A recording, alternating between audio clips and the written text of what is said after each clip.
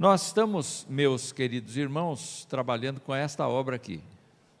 Não há gente sem importância, de Francis Schaeffer. E temos trabalhado um capítulo por domingo desta obra, exatamente como uma forma de Francis Schaeffer mostrar a realidade da vida cristã, a realidade da postura de um crente diante de um mundo cheio de desafios culturais, desafios que envolvem tanto a teologia quanto qualquer outra coisa que se possa imaginar. Ele viveu num tempo em que a teologia liberal ganhou muita força na Europa. E por conta disso, então, ele se deslocou dos Estados Unidos e foi para a Suíça, onde ele criou ali um instituto e onde ele acolhia pessoas para lhes pregar o Evangelho. Mas não simplesmente pregar o Evangelho, abordar as questões contemporâneas com toda a liberdade, não é? Ele confrontava as ideias por meio de uma conversa franca, de uma conversa penetrante, no sentido de mostrar o valor do Senhor Jesus Cristo. E neste capítulo aqui, na semana passada, nós vimos que nós estamos num mundo enlameado e nós precisamos andar neste mundo sem sujar a gente mesmo, né? Vivendo de maneira santa e irrepreensível diante de Deus. Hoje nós vamos conversar sobre José. Essa foto aí provavelmente é da novela da Record, não é? Eu até identifico o ator que está aí, mas é uma mera ilustração, né? Nós não sabemos qual era a fisionomia de José. A única coisa que nós sabemos é que José tinha um belo porte. Então, era um homem bonito. José era um homem bonito. Ele viveu muitos anos atrás. Eu acho que beira os 3.900 anos atrás. É muito tempo atrás. Parece que foi ontem, mas ele é muito antigo. E ele é para nós hoje o centro do nosso estudo. A sua biografia, por assim dizer, começa mais efetivamente no capítulo 37 de Gênesis, e percorre vários e vários capítulos por conta da saga da família de Jacó, não é? Vai até praticamente o fim do livro de Gênesis. Então são vários capítulos, há algumas intercorrências de outros eventos, mas o escritor volta a José, porque ele tem uma importância muito grande naquele contexto histórico. Ele é levantado por Deus para saciar a fome do mundo conhecido. Aquele momento em que, na história, Deus providenciou que houvesse uma grande fome e escassez de alimentos na região. Vamos nos lembrar também que quando falamos de José, nós temos a tendência de achar que ele é um tipo de Cristo. Schaeffer faz questão de demonstrar o fato de que a Bíblia não o menciona como tipo de Cristo. Mas quando Schaeffer analisa a história de José, ele vê grandes ligações, grandes semelhanças entre o ministério de José e o ministério de Cristo. Então ele diz, se a gente afirmar que José é um tipo de Cristo, a gente não acerta, porque a Bíblia não fala isso. Mas há muitas semelhanças, e são essas semelhanças que trouxeram a Francis Schaeffer a necessidade de estudar a pessoa de José. E nós vamos estudar também. Primeiro, nós vamos recordar a biografia de José. E vamos nos lembrar que Jacó, quando conheceu Raquel, a amou. Só que Raquel era filha caçula. E ele, então, foi enganado pelo sogro com a filha mais velha. Ele trabalhou 7 anos pela Raquel, só que quando recebeu a esposa, era outra, era Lia. E ele teve que trabalhar mais 7 anos pela Raquel. Então o coração dele era comprometido com Raquel e não com Lia. E você vê pelo relato bíblico qual foi a dança das cadeiras ali, não é?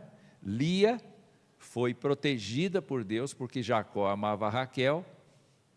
Então Lia foi protegida e gerou vários filhos, enquanto que Raquel foi presa. A madre de Raquel foi fechada. Deus fechou. Então houve aquele intercâmbio de concubinas, e dali surgem mais 4 filhos de Jacó.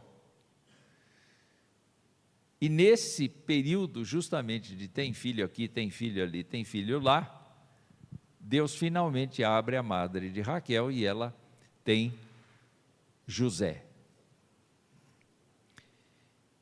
Portanto, a mulher amada de Jacó, a preferida das 4, é Raquel. Aquela que ele dá mais privilégios é Raquel. E ela lhe dá um garoto. Como é que vocês acham que Jacó vai agir com o menino? Todos os outros filhos são importantes, todos os outros filhos têm a sua característica própria, mas quando chega no José, o José é o filho primogênito da mulher amada. Então ele o ama. E esse menino vai crescendo rodeado assim de cuidados diretos de Jacó. Uma das coisas que evidencia isso é o fato de que ele recebe uma roupa que nenhum dos outros irmãos tem. Uma capa especial, uma roupa que o distingue de todos os outros. Ele anda com aquela capa no meio dos irmãos, e aí se projeta a sua importância no coração de Jacó. Os irmãos veem isso, os irmãos percebem isso. Mas não é só isso. A Bíblia mostra que ele andava com os filhos de Zilai e Bila, não é?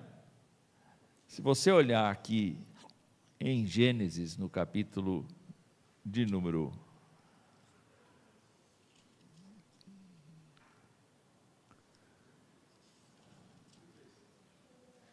37 ainda, é um pouco antes, quando ele tem aquele monte de filhos lá, não é? Os filhos de Jacó, capítulo 29, em diante, não é? Em diante. Então, você tem aí Bila, você tem Zilá, que são as concubinas, e aí você tem também os nomes dessas pessoas, que são, vamos lá, vamos achar aqui, você tem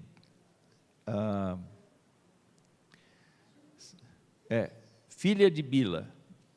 Quais são os filhos de Bila? Dan. Dan é o filho de Bila, e depois Naftali. Depois você tem a concubina que deu Gade e Azer.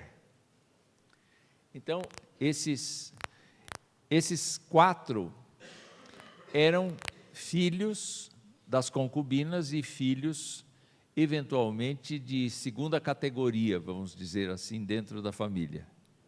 Porque eles eram filhos das concubinas, não eram filhos das mulheres principais. E eles tinham um comportamento que efetivamente discordava de José. Então José andava com esses 4 e vinha trazendo ao pai o que aqueles 4 faziam. Francis Schaeffer, quando pensa nisso, disse assim: não era fofoca. Não era fofoca. Ele entende, este autor entende, que José não concordava. Ele já tinha uma diferença de caráter. Nessa época, muito jovem, antes dos 17 anos, ele já tinha esse expediente, essa forma de tratar. Ele não concordava com as coisas. Quer dizer, é possível sim a gente encontrar adolescentes que já tenham opiniões morais muito fortes. A gente encontra, graças a Deus a gente encontra, e a gente se impressiona quando a gente vê que adolescentes estão dizendo isso não está certo, não é? É desejável que os nossos filhos, desde pequenos, tenham uma formação moral que seja adequada. E o que a gente entende aqui do texto é que isto lhe dava um caráter distinto dos irmãos. E ele, então, evidenciava isto conversando com o pai. Então ele tinha uma ligação, não era apenas o pai que tinha uma ligação muito estreita com ele, de afeto, de consideração, mas ele ia ao pai, ele confiava no pai, ele entregava situações para o pai dele. É muito importante a gente parar para pensar nisso. Mais do que isto, ele é chamado pelos irmãos de sonhador, justamente pelo fato de que ele teve 2 sonhos que são a mesma coisa.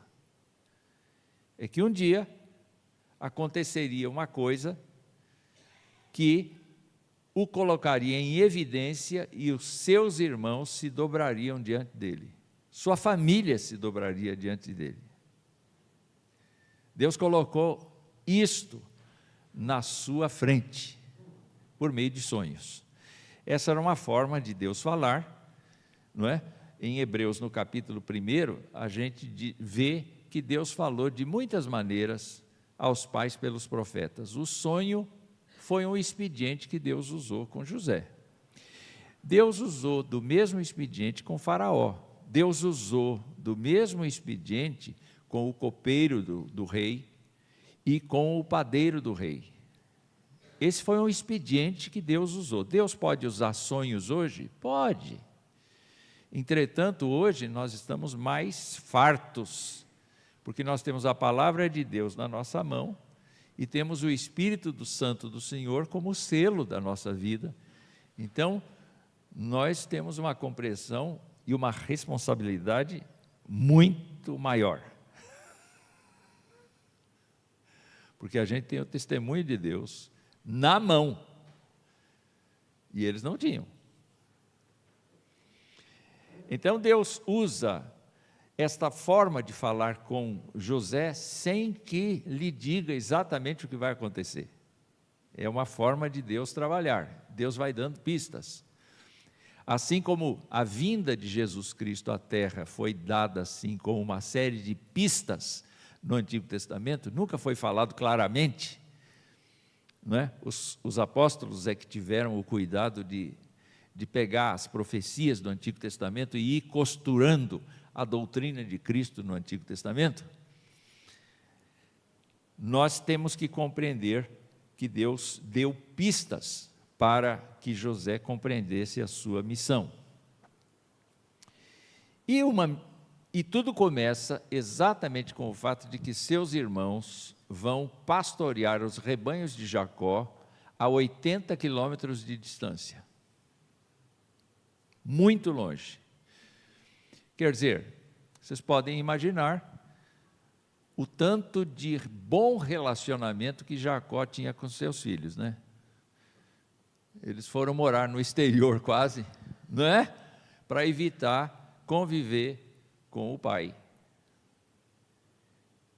É uma coisa que pode acontecer em muitas famílias. O filho some, porque não quer ter contato mais com os pais. E, na verdade, por que some? Olha, tem uma crise familiar imensa dentro da casa de Jacó. Você encontra Judá tendo relacionamentos fora do povo, você encontra a filha de Jacó sendo deflorada, você encontra a vingança dentro da casa, por conta dos irmãos que não concordam com o que aconteceu com a sua irmã, você encontra um ódio explícito dos irmãos de José por José. É um ambiente familiar bom? Dá para reunir numa mesa de domingo? Não dá. Não dá. Não existe ambiente para isso. É uma família destroçada. É uma família destroçada. E por quê? Bom, Deus sabe por quê. Entretanto, você tem que se lembrar o seguinte: quando um pai, uma mãe, privilegia um filho em relação aos outros, eles começam uma crise dentro de casa que não vai ter volta. Filhos são diferentes. A gente usa os mesmos princípios para todos os filhos, de maneira igual. Mas a gente sabe que a reação de cada um deles vai ser diferente, porque eles são diferentes e eles devem ser diferentes, e a gente precisa prestar atenção nas diferenças deles. Cada filho reage de um jeito. E o que nós mais precisamos é amá-los com toda a intensidade do coração, sem fazer distinção.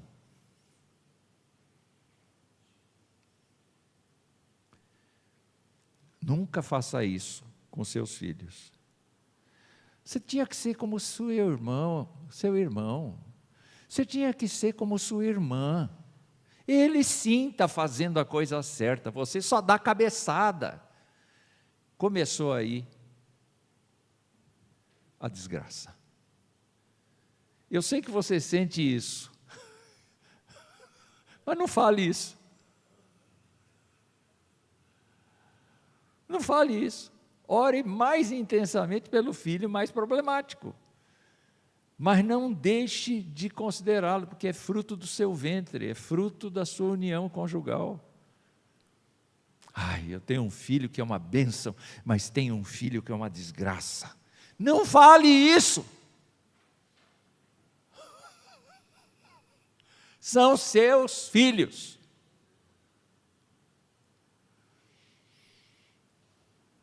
A missão inicial, então, era ver o que os seus irmãos estavam fazendo, prestar relatório. É uma coisa boa? Nem para José, nem para os irmãos, porque existe um clima de ódio entre eles.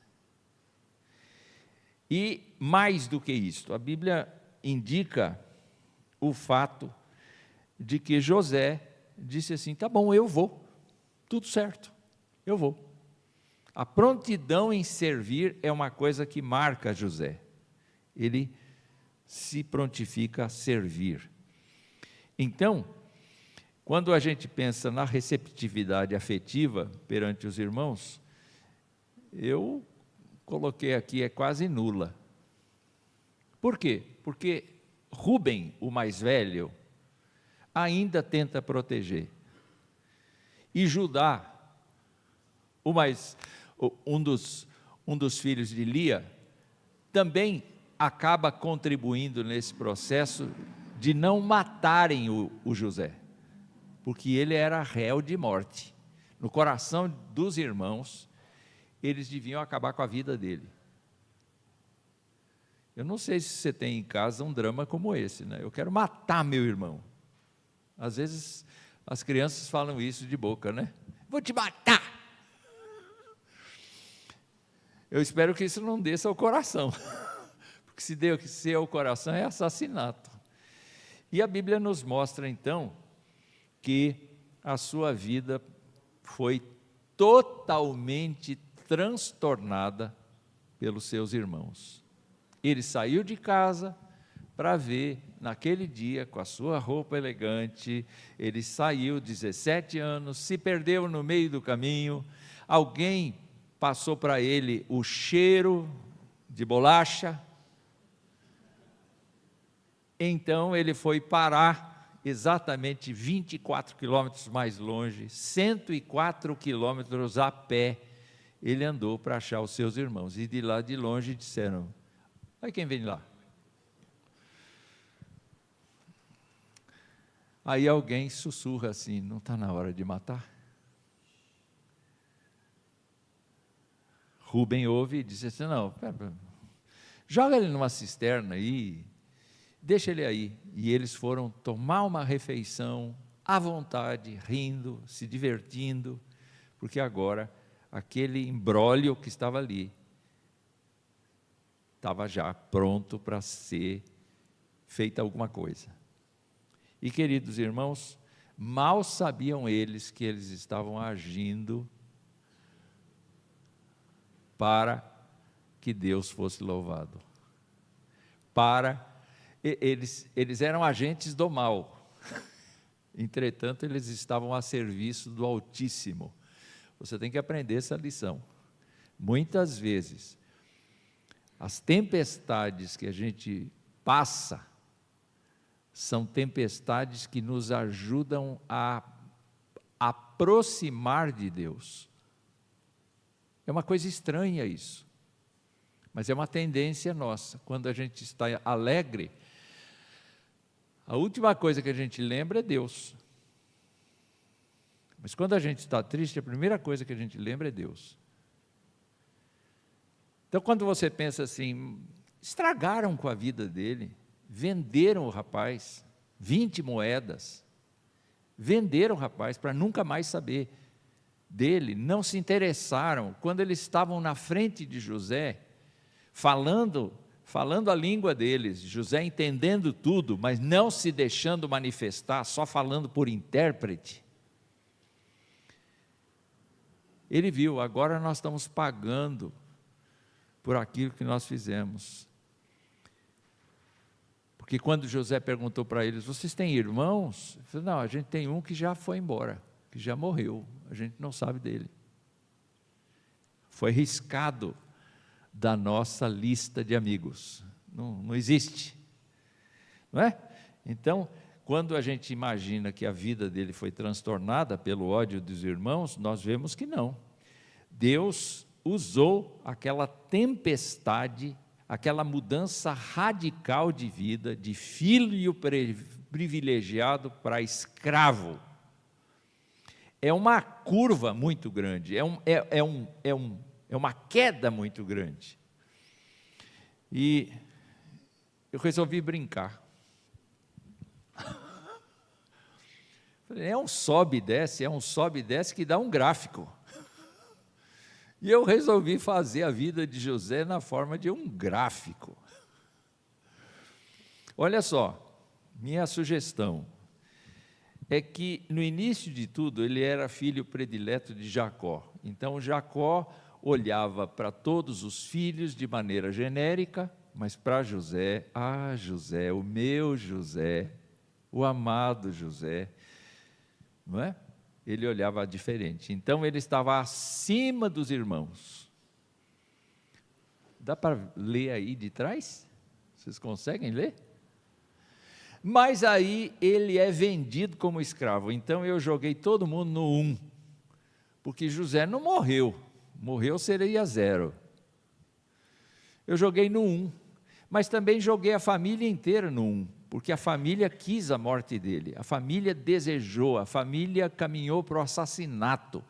Quer dizer, não existe coisa tão baixa quanto você efetivamente desejar a morte de um querido seu. E ele também está numa situação de lástima, porque primeiro de tudo ele é jogado, ele é despojado da sua roupa, ele vai sem a milagrosa capa para o Egito, porque a capa é usada para dar um falso testemunho. Vamos derramar sangue de bode aqui e mandar entregar.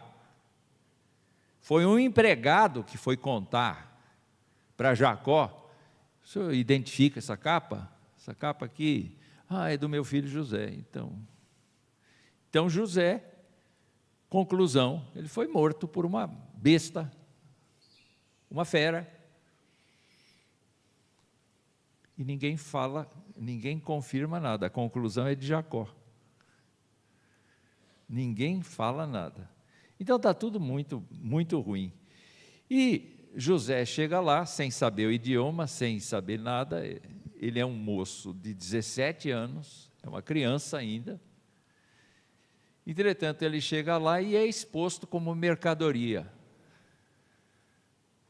Sabe o filho privilegiado, que falava com o pai de igual para igual, agora é um escravo no meio de vários.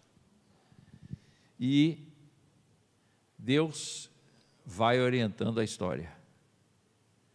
E aí você, então, é colocado na casa do capitão da guarda do faraó. É o ministro da guerra dele. Não é um lugar ruim. Ele é um escravo entre vários escravos que existem na casa. Só que ele começa a ser notado. Porque aquilo que ele põe a mão para fazer é abençoado. Aquilo que ele faz começa a prosperar, a dar resultados imprevisíveis. E ele é destacado. O próprio Potifar, o ministro da guerra, o capitão da guarda do faraó, começa a ver nesse camarada aí, nesse hebreu estranho, ele começa a ver resultados que ninguém iguala. E ele o coloca sobre todas as coisas.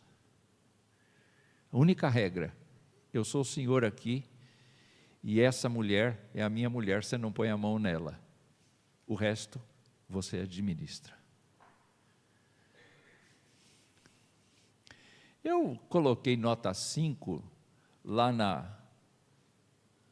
na família de Jacó, porque eles continuaram a vidinha deles, pastoreando ovelhas, administrando a riqueza de Jacó, ali, né? Nada aconteceu, ninguém mais fala do assunto. José sumiu do mapa, eles se livraram de uma pessoa irritante. Está tudo bem, está tudo normal, só que José já está numa situação muito mais elevada que eles. Não muito elevada, porque ele é um escravo, mas elevada porque ele administra a casa e os bens do general, do capitão da guarda, do ministro da guerra de Faraó. É pouca coisa? Não é pouca coisa. Ele está sendo treinado na gestão. É muito interessante isso, quando você vê Deus preparando os seus obreiros, Ele faz os seus obreiros passarem por diversos estágios de preparação antes de dar para eles claramente uma missão específica. Quando a gente pensa no crente, a gente vê a mesma disposição de Deus. Ele, de acordo com Efésios capítulo 4, é uma pessoa... Não, eu vou começar de novo. Em Efésios, no capítulo 4, diz que Jesus Cristo deu dons aos homens. E colocou pastores, colocou apóstolos, evangelistas, pastores, mestres, colocou profetas, para que o povo fosse edificado e cada um do povo pudesse trabalhar por si mesmo. Então, quando você pensa, por exemplo, tem um líder aqui, e ele diz assim: nós vamos orar com Maria Alice. Está aí ainda Maria Alice? Está lá. Está lá apoiando o marido, é bom. E aí, então, nós vamos orar com a Maria Alice. De alguma maneira, a Maria Alice foi capacitada, tanto por Deus, quanto na sua vivência como crente, a orar em público.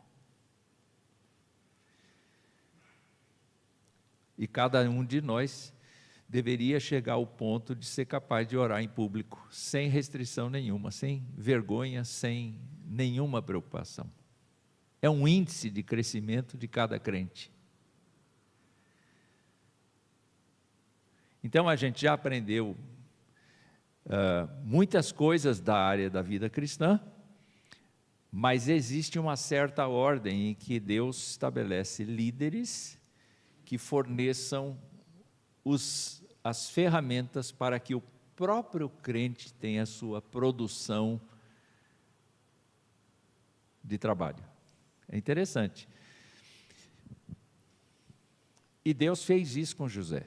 Deus o treinou na casa de Potifar. Ele aprendeu a língua, ele aprendeu o costume dos egípcios, ele aprendeu a convivência, ele aprendeu os planos de guerra, ele aprendeu todas as coisas necessárias para a convivência no Egito.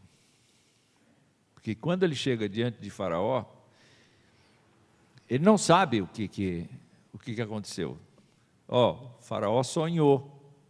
Ele vai te contar o sonho, e você tem que interpretar o sonho. Só que José chega diante de Faraó, ouve, interpreta o sonho na hora e faz uma proposta de trabalho na hora.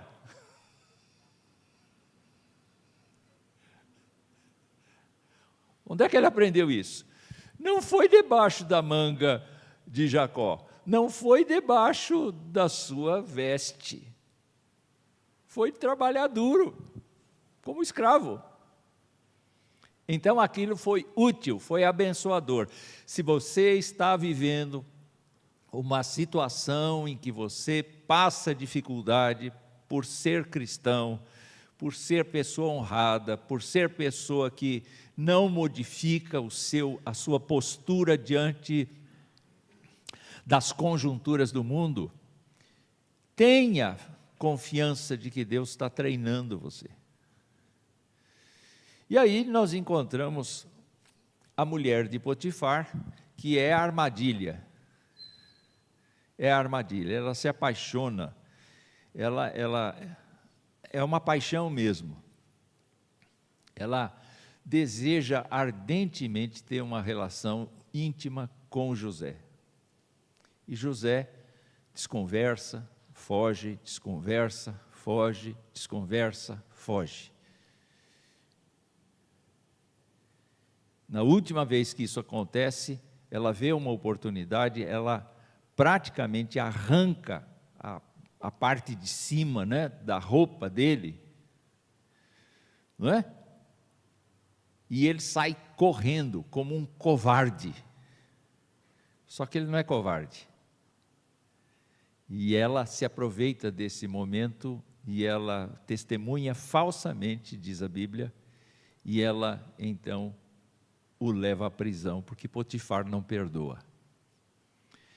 Mas não é uma prisão de escravos meramente, é uma prisão qualificada. Então, quando eu falo dessa prisão qualificada, eu já não coloco mais na mesma condição que José chegou no Egito. eu coloco um degrau acima, coloco nota 2. Ele voltou para a cadeia, voltou para a masmorra, passou ali vários anos. Só que é interessante, porque dentre os presos que há ali, José é um bom preso. E eu acredito que o carcereiro confia na inocência dele. Eu não acho que José seja uma pessoa assim, oh Deus, bendito é o teu nome. Eu acho que José é exatamente o contrário. Deus, caramba! Senhor, trabalhei duro, fui honesto, vivi para a tua glória, e o Senhor me põe aqui de volta. O que eu fiz? É como Jó, né? Jó diz assim, meu Deus, o que eu fiz para sofrer o que eu estou sofrendo? É como se Deus dissesse assim, aguenta aí. E na prisão, por falsa acusação, ele chega de novo bem no chão, bem próximo do chão, mas tudo quanto José faz, o Senhor é com ele. Este é o segredo da nossa vitória nesta terra. Não adianta você crer no Deus que faz sinais. Você tem que crer na palavra que Deus fala. Esse é o tom da mensagem de hoje. E Deus estava... Olha, deve ser uma sensação maravilhosa você ver um trabalho seu feito e dando resultados. E a sua atitude ser, Senhor, bendito seja o teu nome, porque eu sei o que eu sou. Mas a obra que foi feita tem a tua mão. E eu queria que a tua mão prevalecesse em todas as coisas que eu faço. Eu queria que todos conseguissem enxergar o sucesso da vida sob a ótica de Deus no comando. Então, na prisão, ele foi mordomo, interpretou os sonhos, e ele vira, de repente, o segundo homem em toda a região do país mais desenvolvido daquela época, porque ele chega diante do rei e diz, o sonho do rei é um só, e é assim, o Deus dos céus está dizendo que vão haver 7 anos de fartura, 7 anos de escassez, e o Senhor precisa colocar uma pessoa para administrar isso.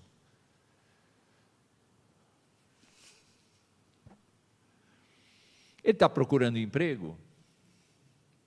Eu não sei.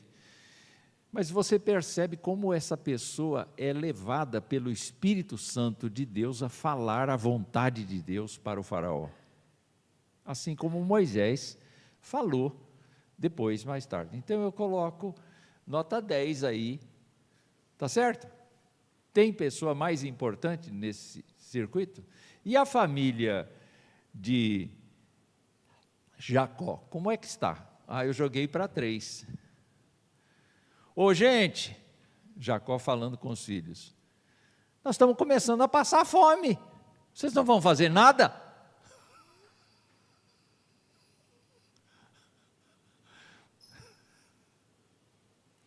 Gostaram do meu gráfico?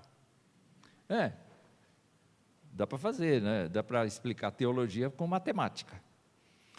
Muito bem, aí então entra justamente o objetivo do nosso autor, que é fazer um comparativo entre estas 3 personalidades aqui, Davi, José e Jesus. Eu coloquei José no centro só por conta de que ele é o objeto da nossa aula hoje, mas, na verdade, cronologicamente é José, Davi e Jesus. O intervalo entre eles é muito próximo, é cerca de 900 anos. É bem próximo, ali, não é? E quando a gente pensa, então, na leitura do capítulo, nós temos que pensar que a missão final de cada uma dessas personalidades é uma coisa grande. É uma coisa grande. Nem todos nós seremos José. Nem todos teremos a missão de Davi. Muito menos a de Jesus Cristo. Mas cada um de nós tem uma missão específica no nosso fórum de atuação e a gente não pode esquecer disso. A nossa vida existe porque Deus tem objetivos para com ela. E o objetivo não é casar, ter filhos, criar uma família e depois morrer. É mais do que isso. É vivenciar a glória de Deus no dia a dia. É compartilhar da graça de Deus com as pessoas no dia a dia. E isso é a coisa mais nobre que um ser humano pode fazer. Não é? Então, a missão de cada um deles é muito alta. José tem a missão de ser governador do Egito, o segundo homem abaixo do faraó. E ele gere o Egito com tamanha capacidade que ele enriquece o faraó. O faraó se torna proprietário das pessoas, inclusive, por conta disso. É impressionante como ele age. A gente podia estudar um dia José, a técnica de como ele faz a distribuição dos alimentos. Por exemplo, ele não faz, se depender de José, não tem fábrica de caminhão. Porque em cada cidade a plantação vai para os armazéns daquela cidade. Você tem o mínimo de gestão, de circulação do produto.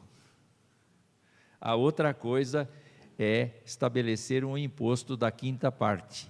E por aí vai, não vou falar disso agora. Eu vou falar simplesmente que ele era governador do Egito e que ele tinha, então, essa responsabilidade e, afinal de contas, toda a sua família reconheceu a validade dos sonhos que Deus deu para ele. Davi, por outro lado, saiu de ser um pastor de ovelhas, o caçula de uma família, rejeitado, vamos dizer assim, né? Porque até Jessé esqueceu dele quando Samuel foi enviado para ungir um rei, né? O futuro rei de Israel. O Jessé apresentou todos os filhos, e Deus disse assim, não segui pela aparência deles, não foi nenhum desses que eu escolhi. Você tem mais algum filho? Eu tenho um lá aqui. Eu tenho um lá, o caçula, que está lá no campo, cuidando de ovelhas, chama ele. A gente não vai comer sem ele. E por aí vai. Aí nós temos Jesus Cristo que veio para morrer em lugar de todos os pecadores da terra e para ser o Salvador mandado por Cristo Jesus. Nós temos então uma característica comum a esses três personagens. A primeira delas, que eu quero citar aqui, é o fato de que eles são de famílias fiéis a Deus. E isso é importante para mim.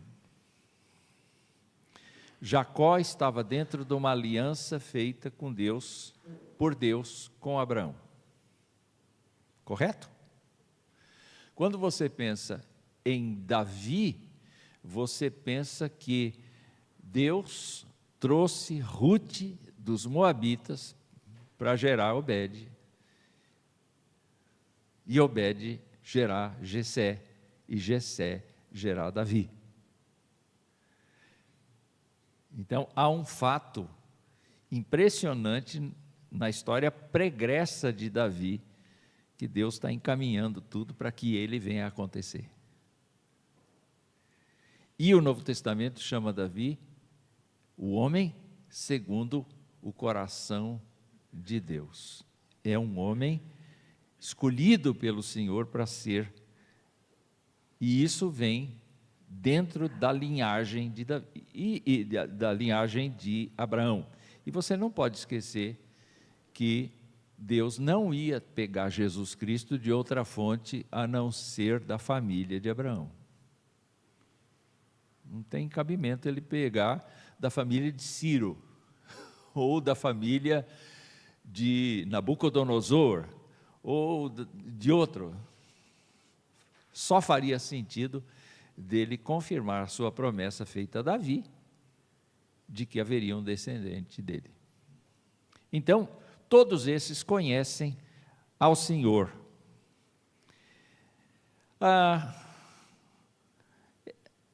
José era amado pelo pai? Era, excessivamente. Mas o que o Schaeffer quer destacar aqui é que ele e Jesus são muito parecidos, porque Deus declarou: este é meu filho amado, em quem eu tenho prazer. Quer dizer, Jesus Cristo era, sem dúvida, o carinho do Pai. O amor que Deus tem pelo Senhor Jesus é muito grande, é um amor equilibrado, não é um amor jacobino, é um amor leal, mas é um amor estranho, porque diz a profecia de Isaías que ao Senhor agradou moer o seu filho. Então, com isto, a gente vê a misericórdia de Deus por nós, quando Ele sacrifica o filho que Ele ama, em nosso lugar. Eu tenho dúvidas se Jessé gostava de Davi, só por conta dessa passagem. Você tem mais algum filho? Tem um lá que está cuidando de ovelha, mas ele não é importante. Não sei se era assim, mas eu fiquei na dúvida, então eu coloquei um ponto de interrogação, vocês aí decidem, não é? O que mais que nós temos neste estudo de comparação? Sem dúvida, a Bíblia fala claramente que José era odiado pelos irmãos. Eles não toleravam a sua presença, o achavam presunçoso, o achavam soberbo, ainda mais com aquela capa lá, não é? Lá vem o semáforo, não é? Lá vem o dedo duro, lá vem o certinho, lá vem o sonhador, e por aí por diante. Pensando aqui em Davi, eu também não sei até que ponto os irmãos gostavam dele. Porque Jessé diz assim: vai levar para os seus irmãos mantimentos enquanto eles estão na guerra. E aí então, ele vai, e o mais velho, o primogênito, diz: o que você está fazendo aqui? Você está procurando o quê? Notoriedade? Você quer aparecer? O que você está fazendo aqui? Então dá a impressão que não era uma convivência muito boa também, não é? Ainda mais que Samuel tinha ungido Davi e não a eles.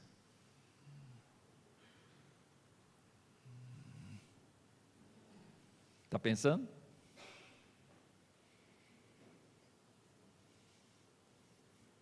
Talvez fosse odiado pelos irmãos, talvez não, eu não sei. Mas sem dúvida, Jesus Cristo não era entendido pelos seus irmãos. João, no capítulo 7, vai dizer que os irmãos de Jesus não criam em Jesus. Então você diz assim: olha, pastor, lá em casa tem 5 pessoas, 4 acreditam em Jesus, 1 não. Jesus teve o mesmo problema. Na casa dele tinha gente que não cria nele. Quando eles foram crer? Só depois que Jesus Cristo ressuscitou. Aí Você pode ver Tiago, que escreveu a carta de Tiago, Judas, que escreveu a carta de Judas, são irmãos de Jesus. Vieram a ser líderes. Tiago foi líder da igreja de Jerusalém. Mas enquanto Jesus estava no ministério, nem eles, nem a sua mamãe compreendiam o que Jesus estava fazendo. Na verdade, quando se lê os evangelhos, a gente lembra, especialmente Marcos, eles não tinham tempo para comer. O assédio da multidão era muito grande, muito constante, por causa dos milagres, por causa dos sinais. E eles não tinham paz. Aquela casa que tinha sido tão tranquila, deixou de ser tranquila, assediada. Logo de manhã, gente ali, batendo na porta, gente ali e tal. Uma porção de coisas acontecendo diferentes, e Jesus Cristo agora não estava mais cuidando da marcenaria do Pai, porque Ele estava ministrando, viajando, pregando. Ele estava diferente, completamente diferente. Então a família inteira disse: ele está fora de si, inclusive sua mãe. E a sua mãe e seus irmãos foram buscá-lo enquanto ele falava a uma reunião. E Jesus Cristo perguntou assim: quem é que é minha mãe e meus irmãos? Aqueles que amam a Deus, esses são minha mãe, meu irmão, minha irmã. Tomara que Maria tenha acho que se arrependeu do pecado dela, não é? Acho que os irmãos também, porque eles aceitaram a Cristo. Mas a gente tem uma diferença de tratamento, porque José, vocês sabem, José foi muito assediado sexualmente. Davi também. E eu não tenho dúvida de que Jesus também. Porque, meus irmãos, um homem com tanto poder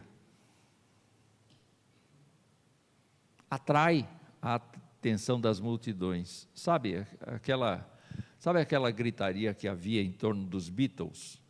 Eu acho que não era assim no tempo de Jesus, mas era algo parecido. Era muita gente querendo resultados na vida, era muita gente querendo sinais, show.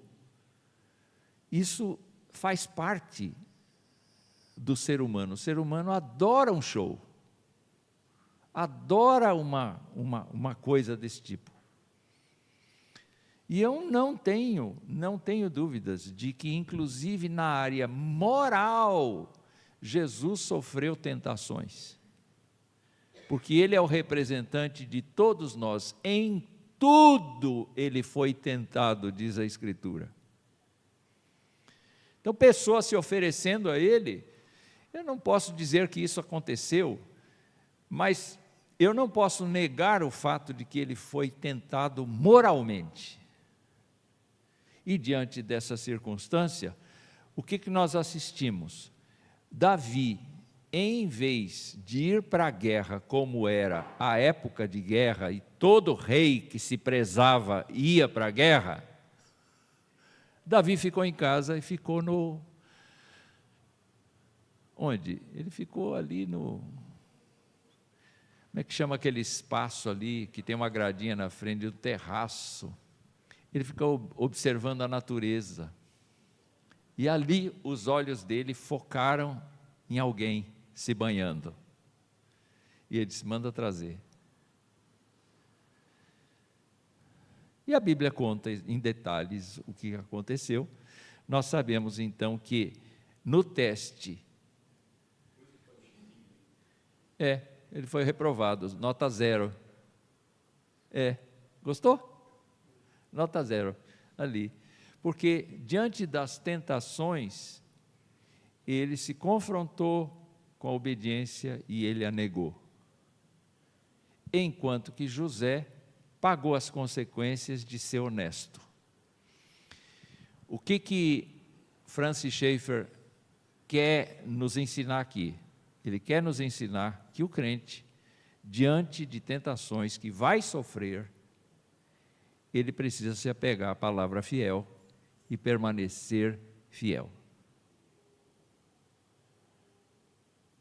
No caso de Jesus, nós temos a tentação no deserto, que foi a sedução satânica, no sentido de que ele providenciasse sustento para si próprio, que ele ambicionasse o poder, que ele ambicionasse o governo do mundo, que ele fosse um agente político e tudo mais, um desvio de função. E o que a gente observa é que Jesus Cristo resistiu citando a Bíblia. O que o fez vencedor foi sempre permanecer fiel às Escrituras.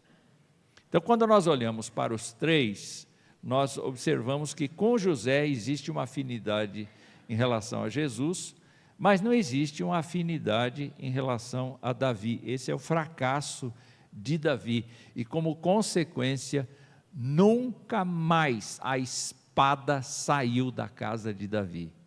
A família de Davi foi uma porcaria. Eu não sou assim, como o irmão é muito gentil, muito fino, eu sou um pouco mais violento nas minhas palavras aqui. A família de Davi teve brigas internas pelo poder, teve incesto, teve uma porção de tragédias. Davi foi um homem bom? Foi, mas este momento da vida dele foi crucial para que o seu futuro fosse um futuro com muitas desgraças incorporadas, coisa que ele não precisava ter vivido se ele obedecesse. É por isso, meus irmãos, que a gente aprende com isso também. Olha, às vezes a gente diz, não, isso aqui não vai ter consequência nenhuma. Vai sim. Não, eu posso transgredir a palavra só um pouquinho. Vai ter consequência sim. Porque Deus é justo. Deus é santo. O que Deus quer é um povo próprio seu, capaz de boas obras, capaz de boas coisas. Então, nós precisamos aprender com José a não sermos como Davi. Essa foi boa, né? Aprender com José e seguir a Jesus. Pronto, é o melhor. Então, diante da tribulação, aí nós percebemos um arrependimento sincero em Davi. Percebemos uma volta dele. As consequências da família dele não foram tiradas, mas ele retornou para o Senhor. Ele foi transformado pela graça de Deus. Ele foi tratado. Aliás, nós devemos lembrar disso, que o objetivo da disciplina de um crente na igreja não é o de arrancá-lo fora da igreja, é o de fazê-lo voltar à fé. Então, a disciplina eclesiástica que a gente tem que empregar aqui é uma disciplina de piedade, de rigor, de justiça, mas de piedade. E quando olhamos então para a questão de José, nós percebemos que ele ascendeu, caiu. Ascendeu, caiu. E ele sentia muito cada vez que caía. Ele ficou 2 anos ali no esquecimento, na masmorra, depois do sonho do copeiro. E Deus dizendo, não é a hora ainda, não é a hora ainda, calma aí, calma aí. Porque eu acho que ele chorou muito diante de Deus, muitas vezes. Ah, meus irmãos, ele não foi de aço não. Nem nós somos. Mas você precisa perceber na história dele, que diante das tribulações e diante das adversidades, ele esperou em Deus. Quando olhamos para Davi, nós enxergamos a mesma coisa, nós vemos salmos maravilhosos de Davi que nos ajudam a voltar. Confessei-te o meu pecado, a minha iniquidade não mais escondi, e tu removeste a iniquidade do meu pecado, de maneira que todo piedoso te encontrará. Davi aprendeu a esperar em Deus, e é Davi, muitas das coisas que Davi escreveu, que regem a nossa fé hoje. José não deixou nenhum livro escrito, mas Davi deixou muitas poesias escritas, e são elas que constroem o nosso caráter hoje. Nós devemos muito a ele. E, naturalmente, quando nós falamos de Jesus Cristo, veio para o que era seu, e os seus não o receberam.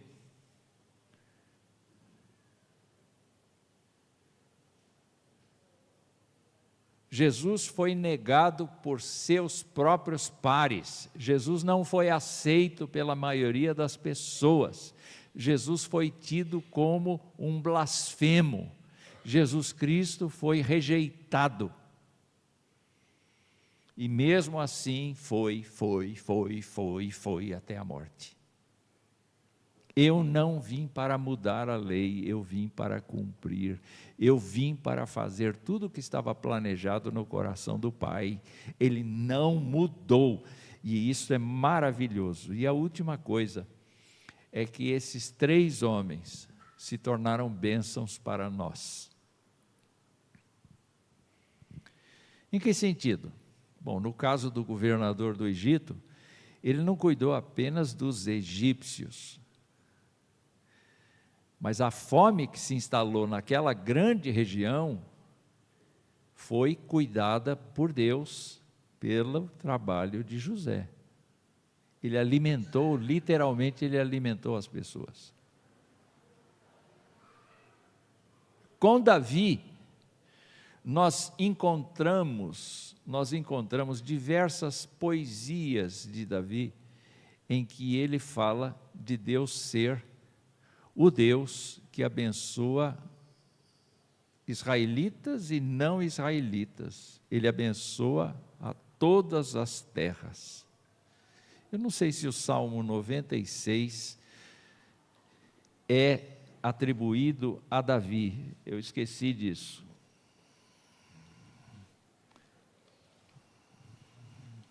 Salmo 96, que a gente canta aqui sem parar, não é atribuído a ele. Mas olha, deem ao Senhor, ó famílias dos povos, deem ao Senhor glória e força. Os salmos, de uma maneira geral, se escritos por Davi ou inspirados assim, debaixo da tutela dele, falam de nós, que não somos judeus e que fomos alcançados pela graça de Cristo. Eu fico maravilhado de ver como um estrangeiro, uma pessoa totalmente diferente da gente, com usos e costumes diferentes, louva a Deus do mesmo jeito que a gente. De onde veio? Como é que chegou lá? Foi o Espírito Santo que trouxe. E os salmos nos ajudam a perceber isso. E Jesus Cristo, sem dúvida alguma, morreu por judeus e gentios, desfazendo o muro de separação que havia entre eles. Meus irmãos, deu para parar um pouco e pensar? Quais são as lições que a gente precisa tirar disso tudo que a gente viu aqui? Primeira lição é que Deus tem um propósito para a nossa vida. E não é apenas casar, ter filhos, estudar, trabalhar numa tal empresa. Isso é muito superficial. Deus tem uma missão para a gente, de natureza que o glorifica. É claro que trabalhar bem, estudar bem, fazer nossa tarefa de marido, nossa tarefa de mulher com sabedoria, produz glória para Deus. Mas Ele nos dá mais do que isto. A Bíblia diz que de antemão Deus preparou obras para que nós andássemos nelas. Então a gente deve dizer: Senhor, minha vida está aqui diante do Senhor, e eu quero que o Senhor execute as tuas obras por mim, através de mim, por meio de mim, etc. Segunda lição é que diante das tribulações e adversidades da vida, o mérito de um crente é permanecer fiel à Escritura. Não mudar de ideia em relação ao que a Escritura diz. Não, pastor, isso é retrógrado. Retrógrado. Isso é antiquado. Não é. O que Deus está esperando são pessoas fiéis a Ele. Terceira lição que a gente aprende: nós não estamos aqui para ser simplesmente abençoados, nós estamos aqui para ser bênçãos para outros. Nós estamos aqui como sacerdotes do Deus Altíssimo. Como é que diz Pedro? Sacerdócio real, nação santa, povo de propriedade exclusiva de Deus, a fim de proclamar as virtudes